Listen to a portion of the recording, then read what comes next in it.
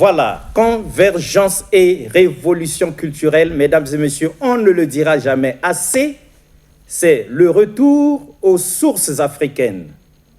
Mais les chemins de la Renaissance africaine, quels sont-ils?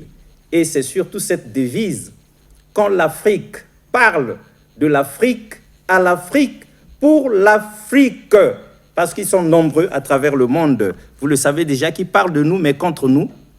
Depuis un certain temps, en tout cas, la nouvelle génération africaine, la génération consciente, a décidé de prendre à bras le corps la problématique du destin du continent.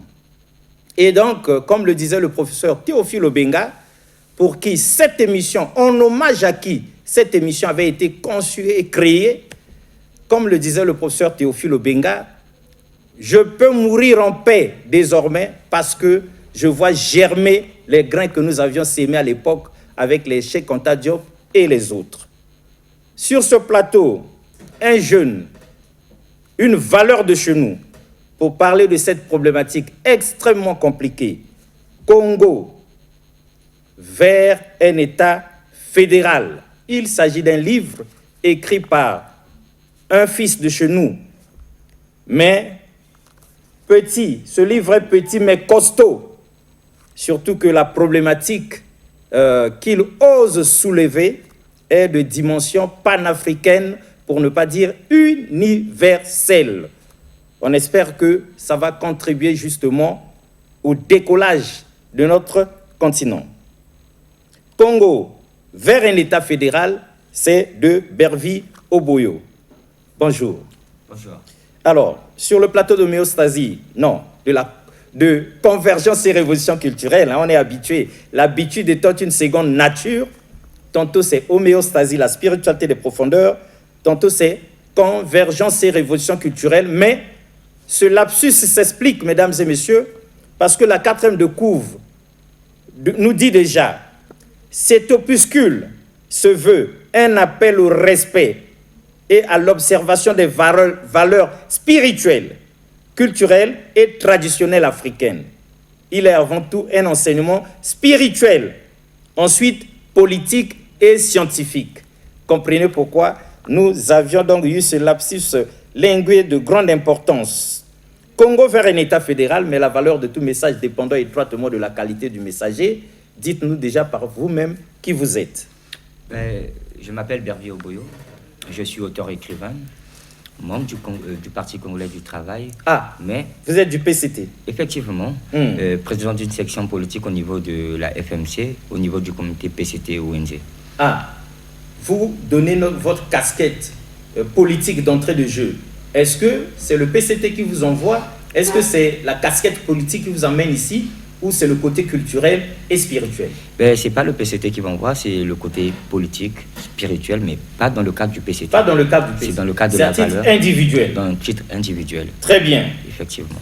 Voilà, donc une chose est d'être jeune, dynamique, d'avoir des idées, de l'inspiration, de chercher à écrire.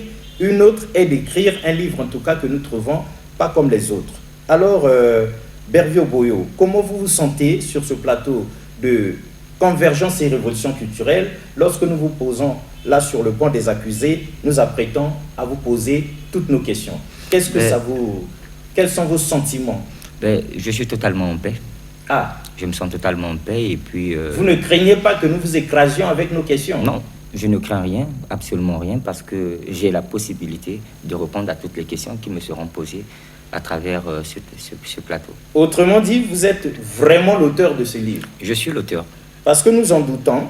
Est-ce qu'on peut avoir d'entrée de jeu, mesdames et messieurs, le livre est petit mais costaud, l'auteur est tout jeune, c'est ça qui nous fait nous dire comment ça peut être Congo avec K, s'il vous plaît, et on souligne bien vers un État fédéral, de faire allusion à ce Congo-là, avec K, et de penser à l'État fédéral en perspective, ça n'arrive pas à tous les jeunes. Alors, Bervi Oboyo, mais qu'est-ce qui vous a motivé?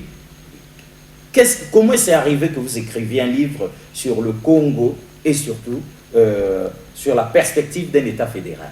Alors, s'il faudrait que je puisse décrypter pourquoi et comment ce que j'ai fait pour écrire Congo vers un État fédéral, ça veut tout simplement dire que je vais repartir à 2016. 2016. Je vais repartir à 2016 parce que j'ai grandi pratiquement à Pointe-Noire, malgré que je suis né à Brazza. Et j'ai grandi avec une partie des amis, des connaissances et tout, là où est-ce que nous étions tous des enfants, nous avons tous grandi ensemble. Comme tous les enfants, comme tous les enfants dans les quartiers. Effectivement. Et il est arrivé une certaine période, à partir de 2016, quand il y avait le référendum, là où est-ce que beaucoup de jeunes de mon entourage, malgré que nous étions des ethnies différents, malgré que nous avons grandi ensemble, pour eux, une fois qu'il y a eu cette période de référendum, pour eux, il fallait que non, le président de la République, qui est le président Denis Sassou Nguesso, puisse partir parce qu'il n'apportait rien au pays et tout. On se rappelle bien, en 2016, il y en a qui criaient au scandale, qui disaient que le président n'a rien fait de bon, il faut qu'il parte. Effectivement, et parce que moi j'étais Mboshi, alors que j'avais grandi pratiquement avec les Vili, les Larry, tout ce monde-là. Nous étions pratiquement une famille, il n'y avait pas quelque chose de là où est-ce qu'on pouvait dissuader ou bien dissocier tout ce monde-là. Mais arrivé à cette période, les amis, les camarades, les connaissances, pour eux, puisque j'étais Mboshi, et à cette période-là... Donc la politique était arrivée finalement à vous diviser. La politique était arrivée à un point là où est-ce qu'il fallait nous diviser, parce que moi j'étais du Nord. Dans le vent du référendum, effectivement, en 2016. Là où est-ce que moi j'étais du Nord. Et c'est à ce moment-là que vous vous êtes rendu compte que vous êtes du Nord, parce que la séparation, les autres invectivaient. Effectivement, c'est à cette période-là que je me suis rendu compte que j'étais du Nord, alors que nous avons grandi tous ensemble, depuis toujours. Et j'étais totalement mal. Ça m'avait fait totalement une peine, là où est-ce que je me posais des questions. Mais comment est-ce que des gens, des amis, des frères, là où est-ce que nous avons grandi tous ensemble, arrivés à cette période, ils se mettent à dire que non, moi je suis du Nord, ils sont du Sud, le président de la République, il va dégager, on va installer un autre président. Et du coup, ça m'avait totalement frustré. Et j'étais arrivé à une période là où est-ce que j'avais subi un traumatisme. C'était pour moi un traumatisme. Ah, donc ça vous avait vraiment choqué? Ça m'avait choqué parce que c'était un traumatisme. Et ce traumatisme-là m'avait poussé à un point là où est-ce que je me posais des questions. Mais comment est-ce qu'il fallait que je puisse faire pour pouvoir lier ces frères, pour pouvoir lier cette jeunesse-là? Comment est-ce qu'on pouvait faire ensemble pour pouvoir être une seule personne, avoir une même vision, pour pouvoir soutenir les ambitions, les rassembler, les réunir, faire qu'on retrouvât le bloc qu'on avait perdu du fait de la politique, oui. Effectivement. Donc c'est à ce niveau-là, là où est-ce qu'avec cette détresse-là, je m'étais dit, qu'est-ce qu'il fallait que je fasse? Et tout d'un coup, je me suis dit, il faudrait que je rassemble mes frères, des amis, tout et tout. Et là-bas, c'était pas écrire le livre. Là-bas, c'était créer, mettre en place une association. Une association. Une plateforme qui était le CJDC, donc le Cercle pour le développement du Congo. Afin de maintenir la cohésion. Maintenir cette cohésion. Et petit à petit, avec le temps qui passait, j'ai commencé à développer plusieurs idées avec l'inspiration qui me venait. C'est là où est-ce que je suis arrivé, après quelques années, à écrire l'État fédéral. Voilà, donc ça vient du fait que les gens sont unis, ils sont pour eux bien, comme tous les Congolais savent l'être dans les quartiers, ou sinon dans les quatre coins du pays, jusqu'à ce que la politique se mêla de cette problématique et apporta son grain de sable, division par la suite. Et c'est alors que il se rendit compte qu'il était du Nord parce que invectivé. Pourtant, en 2016, on se rappelle bien, il y en a qui protestaient, il faut que le président parte. Ben oui, on peut être tous les Congolais à protester pour dire qu'il part. Il n'y a pas besoin de dire on est du Nord, on est du Sud. D'où il fallait maintenir cette jeunesse ensemble, ses amis d'enfance, et une association donc a été créée. Elle s'appelait déjà quoi? Le CJDC, Cercle des jeunes pour le développement du Congo. Le Cercle des jeunes pour le développement du Congo. Le livre en parle aussi. Et effectivement, dans le livre, on parle du Cercle des jeunes pour le développement du Congo. Très bien. Donc, cette association est créée pour maintenir l'unité nationale, la cohésion, et pour conscientiser ces jeunes-là sur les raisons certainement de rester unis. Comme disait le professeur Théophile Obenga, une fois de plus, notre patriarche, ensemble et unis, vous rendrez l'impossible possible. Alors, avant qu'on ne creuse, parce que vous êtes parti de cette association et de fil en aiguille, comme vous l'avez dit, inspiration, ça s'est développé jusqu'à ce qu'on arrive à ce livre, pas comme les autres, Congo vers un État fédéral. Mais nous lisons déjà, dès que nous ouvrons le livre pour le découvrir, nous lisons la dédicace. C'est de vous, non, la dédicace? Effectivement. À travers cet ouvrage, je rends un vibrant hommage à tous les chefs d'État qui ont gouverné le Congo, de l'accession à l'indépendance à nos jours, pour avoir apporté chacun, autant que possible, sa pierre au processus d'édification nationale. Il s'agit de l'abbé Fulbert Youlou, Alphonse Massamba Deba, Marie Ngouabi, Jacques Joachim Yombi Opango, Denis Sassou Nguesso et Pascal Lissouba. Je rends ensuite hommage à mon père Jean-Bernard Oboyo. Ah, rendre hommage à votre père, là on comprend. Tel père, tel fils. En tout cas, sans lui, vous ne seriez pas là. Il n'y aurait pas cette émission non plus. Mais rendre hommage à tous ces chefs d'État qui ont gouverné le Congo et qui continuent d'ailleurs de le faire à travers le président décenne actuel. D'où ça vient que de rendre hommage à ces chefs d'État? Alors, d'où ça vient le fait de rendre hommage à tous ces chefs d'État? Nous ne pouvons pas aller vers ce développement que nous prônons tous, que nous recherchons tous, tant que nous ne repartons pas vers le passé. Ah, parce que il nous faut revisiter notre passé. Il nous faut revisiter notre passé parce que chaque chef d'État, ceux qui ont eu la possibilité de diriger ce pays, ils ont apporté leur pierre à l'édifice pour ce développement que tous nous aspirons aujourd'hui. Mais voilà pourquoi l'État fédéral, avant tout, il faudrait les rendre hommage par rapport à tout l'apport qu'ils ont fait pour le processus de l'évolution et du développement de cet État fédéral depuis, pas de cet État fédéral, mais du Congo depuis 1960 à nos jours. Alors, parlons de ces chefs d'État, mesdames et messieurs, l'occasion faisant le larron. Nous savons que, comment on appelle ça, le président, le tout premier, l'abbé Fulbert Youlou, a été renversé, j'étais en prison, il s'est échappé, heureusement pour lui, mais il meurt en exil, malheureusement. Et le président Massamba Deba, qui prend le relais, fut renversé lui aussi un jour. Le troisième, le président Marie Ngouabi, est assassiné aussi un jour. C'est vraiment malheureux. Nous étions des gamins à l'époque, mais c'était vraiment malheureux. Et aujourd'hui, depuis l'histoire, on nous avait dit, quand nous étions gamins, nous voyons gloire immortelle au président Marie Ngouabi. Après, nous avions eu Yombi Opango, qui lui aussi fut renversé un jour. Et nous avions eu Denis Sassou Nguesso, ensuite Pascal Lissouba, et ensuite Denis Sassou Nguesso jusqu'à aujourd'hui. Et donc, malgré ces renversements, ces tiraillements, ces soubresauts, tous ces problèmes-là, vous pensez que chacun de ces dirigeants-là aura comme ça là, apporté quelque chose au pays? Effectivement. Par rapport à la mission de chaque chef d'État, chacun d'eux avait sa mission. Et effectivement, ils avaient une mission, mais malheureusement, leur mission a été entravée par ce qu'on appelle par la souris. La souris, effectivement, avait donc comme ça là, entravé la mission de chacune des missions de ces chefs d'État. Effectivement. La souris. La souris. Pour que nous comprenions, vous parlez tout de même pas de la souris pour manipuler l'ordinateur. Non, pas du tout. Alors, dites-nous. La souris ici représente l'ennemi du peuple. Ah. Congo, l'ennemi de l'Afrique, l'ennemi du développement des États africains vers leur évolution sur le plan intellectuel, sur tous les plans qu'il faut. Et la souris est la cause principale de l'absence de développement, de l'absence de cohésion, de l'absence de toute valeur qui empêche réellement l'évolution ou le développement des États africains. Bervio Boyo, c'est à ce moment-là que, mesdames et messieurs, on est en train de procéder par ces questions pour que ce soit compréhensible pour nous tous. Lorsque vous évoquez cette souris-là, qui est comme qui dirait l'image, sinon l'incarnation, sinon la symbolique de l'ennemi qui entrave l'unité nationale, le développement, la cohésion et le bien-être des populations, vous faites allusion à qui ou à quoi? Parce que c'est tout de même pas les souris qui se baladent dans nos maisons. Non, effectivement, on ne va pas faire allusion sur les souris qu'on voit dans nos maisons. Non, loin de là. Elles sont innocentes. Là. Alors, s'il faut arriver sur ce point, nous allons faire, nous allons avoir pour référence Le Mongué, le fleuve et la souris, qui est un ouvrage du président Denis Sassou Nguesso. Voilà. Le Mongué, le fleuve et la souris. Effectivement. Dites-nous pourquoi, c'est très intéressant, pourquoi vous évoquez la souris et vous faites référence donc à ce livre du chef de l'État. Quelle relation? Bon, la relation, elle est simple. Aujourd'hui, le chef de l'État, il a écrit sur Le Mongué, le fleuve et la souris.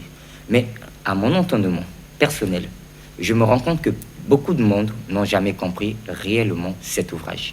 Ah, qui est le manguier, le fleuve et la souris. Parce que le manguier représente une entité, le fleuve représente une entité, et la souris également représente une entité. Et dans son ouvrage, il parle de son histoire. Le manguier, le fleuve et la souris. Il parle Effectivement, de son histoire. il parle de son histoire, son parcours. Son parcours. Il parle de sa mission. Mais sa mission, quelle est la relève de sa mission? Que représente ce manguier dont il décrit dans son ouvrage? Que représente la souris? Que représente le manguier, le fleuve et la souris, oui. Alors, il y arrive des périodes là où est-ce qu'il y a certaines personnes qui arrivent pour pouvoir révéler certains faits, certaines réalités dont le monde ne maîtrise pas, ne connaît pas. Pour moi, personnellement, je me rends compte, ou je sais que même le chef de l'État, le président de la République, qui est le président Denis Sassou Nguesso, je ne pense pas que lui-même, en écrivant cet ouvrage, qu'il avait la maîtrise ou la connaissance du manguier, le fleuve et la souris. Voilà Nous pourquoi voyons venir. Et nous aimons ça. Même lui-même n'a peut-être pas la perception exacte de la profondeur de son livre. Effectivement. On vous laisse évoluer. Alors, voilà pourquoi il faudrait qu'il puisse y arriver une certaine période là où est-ce que les ancêtres, la nature, les divinités devraient envoyer des étoiles pour pouvoir apporter des révélations, pour pouvoir éclairer le Congo et le monde sur ce que représente le manguier, le fleuve et la souris. Très bien. Mais cela veut dire aussi, Bervier Oboyo, que nous tous qui avions lu ce livre dans le pays et à travers le monde, que vous nous traitez en quelque sorte de nuls, vous pensez que nous n'avions pas compris. Mais qu'est-ce que vous fait dire que nous ne l'avions pas compris comme nous devrions le comprendre? Alors, je pense bien que si tout ce monde, tous nous l'avons compris de la façon dont il fallait le comprendre, il y aurait eu des initiatives au niveau de l'État, au niveau du gouvernement, qui devraient mettre en place des institutions qui devraient être totalement figées sur le manguier, le fleuve et la souris. Aujourd'hui, nous allons parler du manguier, nous allons parler du fleuve, nous allons parler de la souris. Mais que représente le manguier? Que représente le manguier? Que représente le fleuve? Que représente la souris? On va y arriver, mais une dernière question avant de vous laisser nous expliquer ça. Mais comment vous pouvez oser dire ici que certainement, même lui-même l'auteur du livre, n'a pas la perception exacte? Si encore c'est nous les lecteurs, on peut comprendre, mais lui l'auteur, est-ce que ce n'est pas une façon comme une autre de manquer du respect au président de la République, au chef de l'État, au président des Seines, alors même que vous êtes du PCT? Non, ce n'est pas question de manquer du respect au chef de l'État, parce que ça, c'est quelque chose qui ne peut pas se faire. Au contraire, nous venons apporter, nous, en tant que jeunes, des révélations sur ce que cette vieillesse politique ignore deux fois. Parce qu'il y arrive une certaine période, là où est-ce que quand des étoiles sont envoyées pour accomplir une certaine mission, ils doivent apporter des révélations. Là où est-ce que certains membres ou certaines caciques, au niveau que ce soit du Parti congolais du travail ou quoi que ce soit, n'ont pas des révélations. Alors les révélations arrivent à chaque période. Et ce n'est pas toutes les périodes là où est-ce que les divinités ou bien la nature ou bien le bon Dieu envoient certaines étoiles pour pouvoir faire des révélations. Alors, nous sommes une jeunesse. Là où est-ce que nous sommes arrivés à une période, là où est-ce que nous parlons de cette période, c'est l'ère du Verseau, là où est-ce que nous devons venir faire des révélations. Oui, on dit que nous sommes à l'ère du Verseau. Effectivement, parce qu'aujourd'hui, si je décortique, je parle du manguier, du fleuve de la souris, et je donne certains détails, je ne pense pas que durant toute cette période, il y aurait eu des gens ou bien certaines personnalités qui auront pu décrypter le manguier, le fleuve et la souris de la façon dont moi aujourd'hui je peux le décrypter et apporter certaines lumières, une certaine lumière face à cela. En tout cas, nous avions côtoyé, nous côtoyons d'ailleurs tous les jours des gens, des caciques du pouvoir, des intellectuels, des écrivains, des lecteurs qui ont eu dans leurs mains ce livre, qui l'ont déjà lu, mais nous n'avons pas eu de retour de ce genre. On n'a pas eu cette affaire de décryptage dans les dimensions dont vous parlez. Est-ce que vous voulez nous faire comprendre qu'en réalité, le manguier, le fleuve et la souris, ce livre du président des Seines, du chef de l'État, est codé? Effectivement, il est codé parce que c'est un message qui doit être décrypté. Il doit être décrypté. Totalement. Maintenant, une question d'importance. Est-ce que ce livre Congo vers un État fédéral est ce décryptage-là, vous avez ainsi décodé le livre et vous nous l'avez expliqué avec vos mots? Effectivement, le livre Congo vers un État fédéral est un décryptage. non seulement sur le Manguier, le fleuve et la souris, sur la suite, en fait, de tout ce qu'on appelle par les projets de société du président de la République, depuis la Nouvelle Espérance au chemin d'avenir sur la marche vers le développement, jusqu'à Ensemble pour souvent la marche. En fait, quand l'État fédéral décrypte tout sur toute la vision politique du chef de l'État. Parce que ce que je pourrais révéler ce soir ou bien cet après-midi, c'est qu'aujourd'hui, le chef d'État initie une vision. Bien sûr qu'il y a des gouvernements, des gouvernants qui sont là, en position des chefs des gouvernants pour pouvoir conduire ou bien développer sa vision. Mais à mon humble avis, je me rends bien compte que la plupart des gens, ou bien des chefs de gouvernement, ou bien de gouvernement, ils n'ont jamais totalement compris la vision du chef de l'État. Comme ça devait l'être. Comme ça devait l'être, selon sa vision à lui propre. Effectivement. Donc, et les ministres, et les députés, et les sénateurs, et les caciques du pouvoir, et en tout cas, et toute la jeunesse qui gravite autour du président, du chef de l'État, et la force montante, en tout cas, y compris nous autres, vous nous mettez dans un même panier, personne n'aura compris comme ça devait être compris, et vous emmenez le décryptage pour que ce soit enfin compris. Si nous pouvons arriver sur ce point, je vais vous parler... Oui, parce que les autres peuvent se fâcher, les ministres, je n'en disconviens pas. Les sénateurs, les caciques du pouvoir. Je n'en disconviens pas. Là, même nous pouvons nous fâcher Effectivement. et dire, mais il se prend pour qui? Pourtant, nous aussi, on a lu. Qu'est-ce qu'il croit? Donc, c'est lui qui a pu décoder. Il est qui? Il se prend pour qui, finalement? Je n'en disconviens pas. S'il faudrait revenir sur ce point, je vais vous ramener à l'histoire de Joseph dans la Bible. Ah, dites-nous. Quand on parle de l'histoire de Joseph dans la Bible, quand Pharaon a eu des révélations sur les vaches maigres, les vaches grasses et tout, malgré qu'il avait tout un gouvernement autour de lui. Mais il a fallu qu'il y ait un prisonnier qui vienne révéler. Il fallait qu'il y ait un prisonnier qui vienne révéler la vision réelle du pharaon. Mais pourquoi le pharaon, malgré qu'il y avait tout ce monde autour de lui, malgré tout ce beau monde, les prêtres, les sages-gens, les philosophes, effectivement. Mais il a fait confiance. Pourquoi il n'était pas totalement d'avis avec eux? Mais quand ce prisonnier sort de la prison pour venir discerner le songe du pharaon, mais pourquoi le pharaon a totalement prêté attention sur les révélations de ce dernier qui était prisonnier? Exact. Là, vous commencez à nous convaincre parce que là, l'exemple est clair. Et du coup, le pharaon ayant fait confiance, ou sinon le roi ayant fait confiance aux prisonniers, on dit que c'était un pharaon justement, on dit que l'Égypte échappa donc à cette période des vaches maigres et pu faire comme ça là des greniers et engranger à suffisance pour traverser ça. Et même l'Égypte avait ainsi nourri le reste du monde. Effectivement. D'accord. Alors, Bervi Oboyo, ça commence à devenir un peu plus clair dans notre tête, sinon dans nos têtes, ce livre. Mais nous ouvrons un peu avant de continuer. Page 13. On a ouvert par hasard, mesdames et messieurs. Qu'est-ce qui est écrit? Page 13. Le fleuve lui répondit, une fois de plus, qu'il avait des réponses à toutes ces questions. Le roi n'arrivait toujours pas à comprendre ou à discerner les paroles du fleuve. Il était désemparé et triste. Le fleuve, comprenant la volonté, la détermination et l'amour que ce roi avait pour son peuple sur les terres de ce royaume, était obligé de l'orienter en lui demandant de retourner dans la ville, parce que ce que le roi cherchait ne se trouvait pas dans son petit village, près du fleuve, mais dans la grande ville. Décryptage.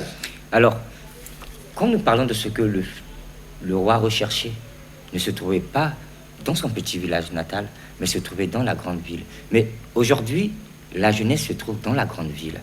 Exact. La jeunesse se trouve dans la grande ville. Alors, ce que aujourd'hui le roi recherche se trouve dans la grande ville. Dans la grande ville. Alors, dans la grande ville, on retrouve qui? On retrouve les jeunes, on retrouve la jeunesse. Aujourd'hui, ce que le chef de l'État recherche aujourd'hui, parce que quand on parle du roi, aujourd'hui, on va faire allusion au chef de l'État. Ah oui, bien sûr, nous l'avons compris. Voilà.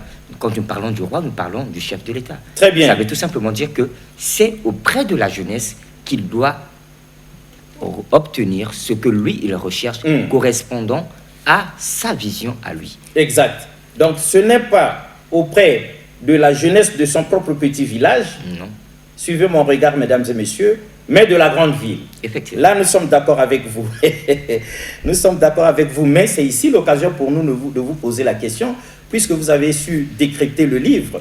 Il y en a qui sont très vigilants, qui nous suivaient qui nous suivent depuis le début et qui savent que nous vous avions arrêté au moment où vous aviez évoqué le mangué, le fleuve et la souris, en faisant comprendre que c'est des entités, en faisant comprendre que c'est des esprits, en faisant comprendre que c'est des codes, en faisant comprendre que ça doit être déverrouillé, décrypté pour faire avancer les choses. Alors, est-ce qu'au stade où nous en sommes, Bervio Boyo, vous pouvez nous dire c'est quoi le fleuve, c'est quoi le mangué, c'est quoi la souris? Le mangué, le fleuve et la souris, oui, mais est-ce que vous pouvez ouvrir un peu que nous comprenions? Alors, quand nous allons parler du mangué, le fleuve et la souris, nous allons d'abord premièrement nous baser sur la souris. Mais on espère que ce n'est pas la présidente de la République qui vous envoie sur le plateau de Convergence. Non, loin de là. Oui, parce qu'en politique, tout est... Non, si c'est ça, vous nous dites la vérité, c'est mieux. Non, loin de là, loin de là, loin de là. D'accord, donc c'est vraiment vous-même, pour avoir écrit ce livre. Effectivement. Donc vous êtes un peu mandaté, vous avez une mission. Effectivement. Ah, d'accord. Alors dites-nous, le mangué, le fleuve et la souris. Alors, décryptage, le mangué, non. Décodage. La souris, premièrement, est représentée par l'ennemi du peuple. L'ennemi du peuple, ça vous nous avez dit. Et l'ennemi du peuple est représenté par la pauvreté, la sécheresse, le manque d'emploi, tout ce qui empêche, donc la gabégie, les antivaleurs, tout ce qui empêche le développement, l'évolution, tout ce qui sont sources d'antivaleurs, qui sont le frein du développement sur le plan spirituel, sur le plan politique, sur le plan économique des États africains. Mais nous n'allons pas parler des États africains en général, mais nous allons parler du Congo-Brazzaville. Charité bien ordonnée commence par soi-même. Effectivement. Donc c'est la souris qui représente le mal de ce peuple, le mal de cette jeunesse, dans tous les plans qu'il faut. C'est la souris qui nous bloque, qui bloque le développement, sinon qui bloque l'émergence, qui bloque l'épanouissement de la jeunesse, sinon des Congolais. Et la souris représente un système. Ah, c'est un système. C'est un système. La souris, en réalité, est un système. Et ce système n'est pas un système qui est tissé au Congo. Non, non. C'est un système qui vient d'ailleurs, qui nous a été imposé. Donc la souris nous a été imposée pour pouvoir contrôler et empêcher ce développement dont nous aspirons tous. Et nous autres panafricanistes, nous pensons aussitôt à l'impérialisme occidental. Ben, à moins que ce soit autre chose. Alors, le temps est contre nous. Le fleuve, le manguier, dans tout ça, la souris, déjà, on a compris. Mais le fleuve, mais le manguier. Alors, si nous allons parler du manguier, le manguier représente le gardien de ce peuple. Le gardien du peuple. Voilà, parce que le fleuve est une entité. Non, pas du manguier, mais du fleuve. Ah, le fleuve. Le fleuve est une entité qui est spirituelle, qui est également matérielle. Donc le fleuve représente le gardien de ce peuple, qui est le peuple Congo. Mais quand je parle de Congo avec K, c'est pour repartir vers le royaume. Ah, le royaume, le très grand royaume du Congo. Voilà, quand on parle du royaume, on savait tout ça. Voilà, le Congo, l'Angola, la RDC, le Gabon, une partie, tout et tout. Donc c'est ça. C'est le fleuve qui représente ce gardien de ce peuple. Et c'est ce même fleuve qui vient pour initier cette vision qui est Congo vers un État fédéral. Ah. Par contre, la tour africaine représente ce qu'on appelle aujourd'hui la rupture, la tour de la rupture. Le président de la République nous a parlé de rupture, je pense, en 2016-2017. Oui, il y a quelques années, là. Voilà. Mais il ne peut pas avoir de rupture réelle sans pourtant qu'il y ait une tour. Il faut une tour de rupture. Voilà, il faudrait qu'il y ait une tour. Mais cette tour est une institution. Et cette institution est représentée par ce manguier dont lui, il prend dans son ouvrage le manguier, le fleuve et la souris. Parce que tant qu'il n'y a pas ce manguier, mais il ne peut pas avoir cette rupture. Et le manguier est une institution qui sera gérée par les nouvelles feuilles du manguier. Parce que ce manguier doit produire des nouvelles feuilles. Mais ces nouvelles feuilles sont représentées par nous, la jeunesse. Et les vieilles feuilles de ce manguier représentent la vieillesse politique actuelle. Oui, mais la vieille classe politique va se fâcher, il risque de se fâcher. Non, mais ils ne peuvent pas se fâcher, ils doivent comprendre, parce qu'aujourd'hui, nous arrivons à un point... Ils doivent comprendre que chaque chose a son temps. Chaque chose a son temps. Ils partent vers la fin. Aujourd'hui, c'est nous, la nouvelle génération, c'est nous, la jeunesse. Qu'ils le veuillent ou pas, ils ne sont plus jeunes. Ils ne sont plus jeunes, ils sont vieux. Et ils ont le droit de nous apporter leur part de lumière pour que nous, cette jeunesse, nous puissions développer le pétale qu'il faut. Oui, oui, c'est même un devoir pour eux de vous transmettre le flambeau. Voilà, de nous transmettre le flambeau. Mais comment est-ce qu'ils vont nous transmettre ce flambeau si cette vieillesse ne comprend pas, n'arrive pas à comprendre cette jeunesse? Nous représentons cette jeunesse. Et cette jeunesse a la capacité de produire ce qu'on appelle par le pétale.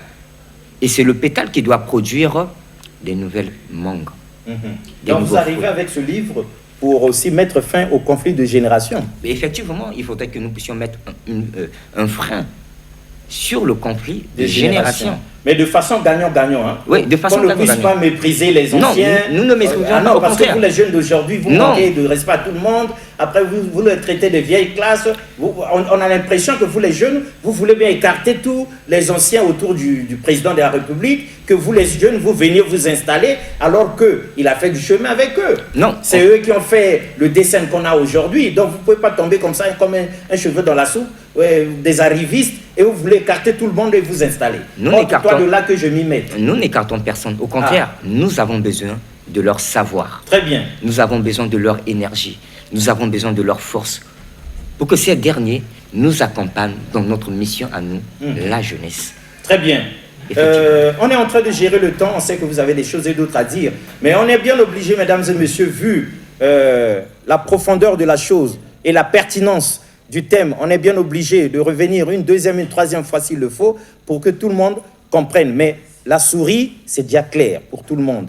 Le fleuve, qui est comme ça, gardien, sinon gardienne du temple, ça aussi c'est un peu plus clair, sauf qu'on n'a pas encore d'identité réelle du fleuve. Hein? Comment on dit? Le manguier, le fleuve et la souris. Le manguier, normalement, c'est l'idéal à atteindre, en fait.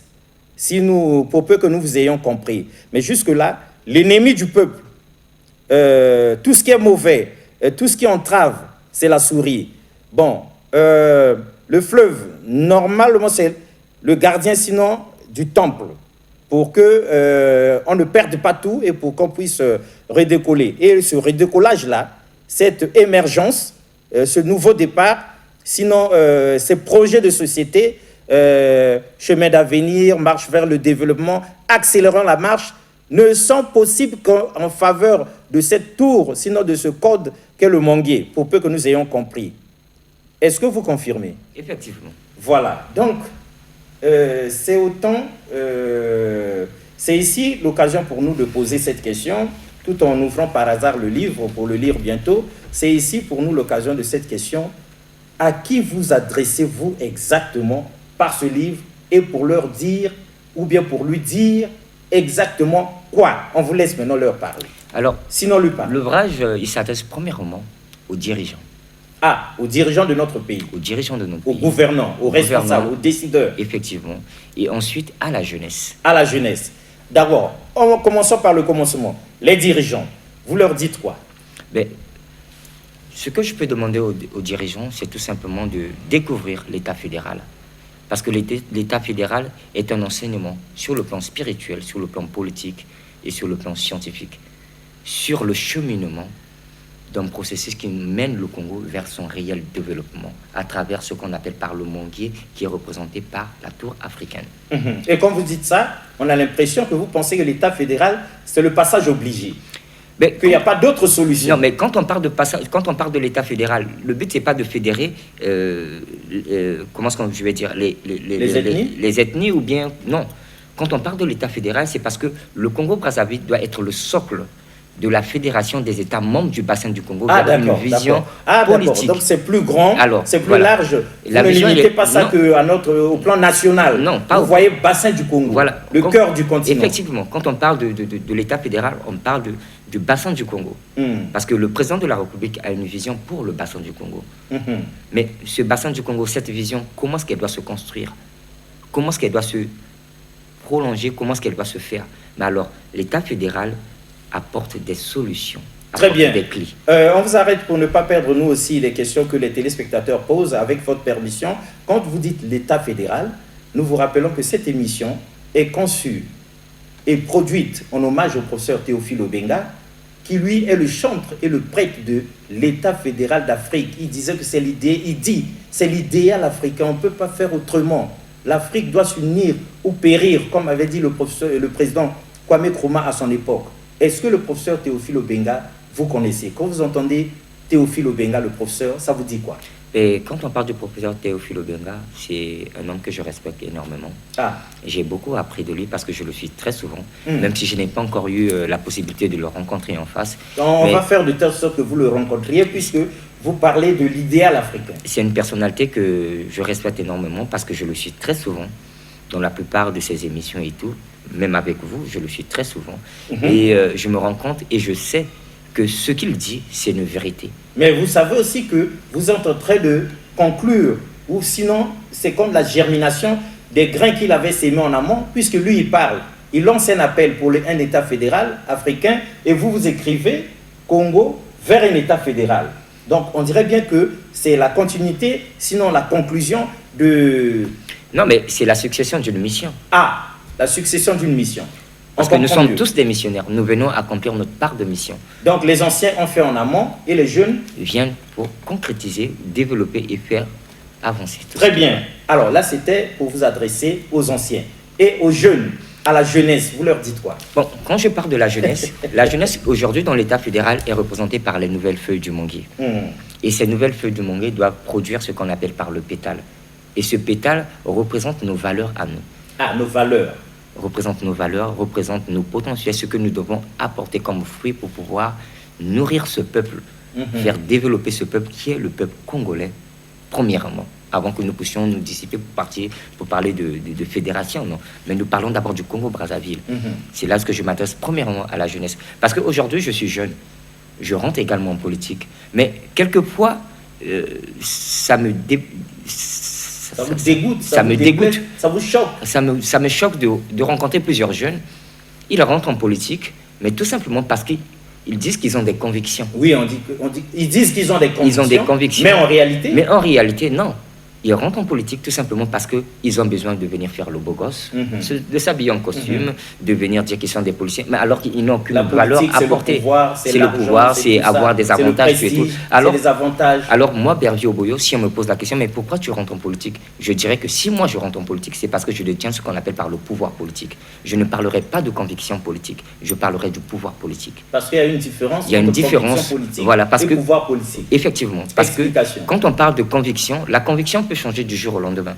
Ah oui, je peux avoir des retournements de veste. Effectivement. J'étais à l'opposition, après je deviens effectivement à la mouvance. Donc du coup, c'est ce qu'on appelle par au conviction. Gré des saisons. Et en politique, en arrivant, si tu n'as pas totalement les avantages que tu as, tu décides de changer parce que tu n'as pas les avantages. Effectivement, parce que je le vis à travers là où est-ce que je me situe actuellement. Et avec certains camarades, je le vis tous les jours. Et du coup, c'est ce qui me freine un peu, c'est ce qui m'écœure. Mais moi, Bervio Boyo, je parlerai du pouvoir politique. D'où je parlerai, je dirais que le pouvoir politique est une énergie source de développement et de création des institutions qui correspondent aux valeurs africaines, qui correspondent aux valeurs spirituelles, politiques, qui sont source de développement et de création de nouvelles institutions. Super. Avant que nous ne lisions un autre extrait ici, avant que nous ne lisions, mesdames et messieurs, pour vous, la conclusion, sinon la chute de notre invité ici, nous oblige à poser cette question. Est-ce qu'on peut croire à la jeunesse africaine, sinon à la jeunesse congolaise, puisqu'on commence d'abord, charité bien ordonnée, commence par soi-même. Vous êtes jeune, vous êtes entré en politique, vous avez constaté par vous-même quelles sont les motivations des uns et des autres jeunes comme vous. Est-ce qu'aujourd'hui, il y a des raisons de croire en cette jeunesse, ou bien en tout cas corrompue, comme les anciens? Effectivement, je pense bien qu'il y a plusieurs raisons de croire en cette jeunesse. Parce qu'il y a beaucoup de jeunes qui ont du potentiel. Ils sont nombreux. Ils sont nombreux. Ils sont nombreux. Mais on ne leur permet pas de... Le problème, c'est qu'on ne les donne pas l'opportunité. On ne leur donne pas l'opportunité de s'exprimer, de se faire connaître ou de se faire révéler. Et c'est souvent des jeunes qui sont mis à côté. Contrairement à certains jeunes qui sont... il y en a qui sont privilégiés. Qui sont privilégiés, mais en réalité... Soutenus, propulsés, mais qui en réalité ne peuvent rien apporter, ni au gouvernement, ni à la vision du chef de l'État, ni aux ambitions du développement du Congo ou de l'Afrique. Oui, mais à ce moment-là, les jeunes qui ont été promus, les jeunes qui ont été nommés, les jeunes qui ont été propulsés, ils risquent de se fâcher contre vous. Non, mais je ne pense pas. Parce que s'il y a des jeunes qui ont été nommés, quoi que ce soit, c'est parce qu'ils ont de la compétence. Ah, il y en a qui sont compétents et qui ont été nommés. Oui. Très bien. Ils sont compétents parce que... ça vous fait du bien que vous reconnaissiez ceux qui sont compétents. Effectivement, mais si on parle de cela, je vais prendre un exemple du ministre délégué de... Comment est-ce qu'on l'appelle à l'institution civique, là? Non, de la jeunesse et des sports. Jeunesse et des sports. C'est pas Mikris Kabamboko. Voilà. Mais oui. On s'est déjà vu à plusieurs réunions, mais je sais que c'est un garçon très compétent. Et même avant qu'il soit nommé, je l'ai déjà vu depuis 2015, depuis 2016, comment est-ce qu'il militait, tout et tout, même à Pointe-Noire, il venait là, il courait, il militait. Je suis resté face à lui, je me suis rendu compte qu'il est très compétent, très intelligent, et je pense bien que... Il mérite ce poste-là, tout comme le ministre Baramboula, déjà. Effectivement, il mérite. Prince Baramboula. Effectivement, il mérite. Très charismatique, très intelligent, carré, magnifique. Lui aussi, il mérite ça. C'est des jeunes comme ça dont a besoin le pays. Effectivement, ce sont des jeunes qui ont la possibilité d'apporter un plus. Voilà. C'est ça, en fait, compte. D'accord. Alors, donc, c'était une façon, comme une autre, mesdames et messieurs, pour que nous puissions rassurer les uns et les autres. Mais, page 31, on dit ici, pendant que la souris échafaudait son plan, dans la foulée, d'autres prétendus rois également se préparaient pour la succession au trône. Le peuple, de son côté, ne recherchait que le changement à la tête du royaume et que ce nouveau roi le mène vers la prospérité. Ça se retrouve dans le livre, pourquoi? Alors, si ça se retrouve dans le livre, c'est parce que ce livre est écrit depuis 2016. Ah, depuis 2016, à cette époque-là. De 2016, oui, avec 2017, des remous, 2018, et tout ça. Toute cette période-là, parce que toute cette période est retracée dans le livre. Dans le livre. Jusqu'à 2025, 2026 et même le futur. Même après 2026, tout est retracé dans l'État fédéral. Très bien, on se rend compte. Et donc, nous sautons sur le troisième paragraphe, ici, toujours page 31. On dit ici, le ciel s'ouvrit et le soleil rayonnant ouvrit à nouveau les yeux de l'étoile. Le soleil, par le biais des divinités, lui révéla de graver une fois de plus dans le livre, afin que le peuple soit informé que lui-même était le seul garant de son évolution, s'il suivait la voie des dieux, car celle des hommes était la volonté de son ego, et que c'était au peuple de choisir la destruction ou la construction de ce royaume. Pour ce faire, il n'y avait que le roi qui était capable de le faire, et il ne comptait plus que sur la volonté divine qui devrait enlever les yeux du peuple, les écailles qui rendaient flou son regard au sujet de sa destinée, afin de mieux voir le chemin qui était tracé pour lui. On a l'impression que on est là sur je remets ce pays entre les mains de Dieu, à moins que vous disiez autre chose. Non, allez-y. C'est de ça qu'il s'agit. Alors, d'où vient-il qu'il y ait vous-même dans votre écriture, dans votre plume, ces sortes de codes, le ciel, le soleil, les étoiles et tout ça, les dieux au pluriel, hein? Vous-même aussi, vous venez pour décrypter, mais vous êtes aussi énigmatique. Effectivement. Donc, le livre est écrit pour des initiés. Mais seuls des initiés pourront avoir cette capacité de décoder et de mieux comprendre ce qui est écrit dans l'État fédéral. Parce que ce livre n'est pas donné à n'importe qui, n'est pas fait pour être compris par n'importe qui, mais seuls des initiés, ceux qui ont la capacité d'avoir une certaine clairvoyance, pourront comprendre facilement l'État fédéral. Très bien. Seuls les initiés peuvent décrypter ce livre et le comprendre.